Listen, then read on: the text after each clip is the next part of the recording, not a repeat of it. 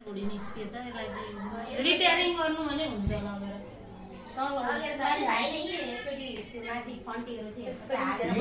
यो चाहिँ साह्रै बिग्रेछ हेर्नु दाजु यो पनि निस्किन्छ हेलो हाय एन्टिपाइस हैन उति बस्छु यो कुर्सी खतम छ एकदम गाडिएको छ क्या त्यसमा बस्न सकिँदैन बस्दा यसले साह्रै ठगेछ क्या यो किनारलाई यसले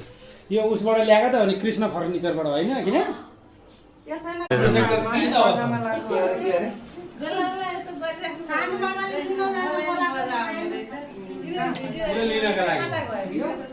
यो प्रोजेक्टर के भिडियो चल्छ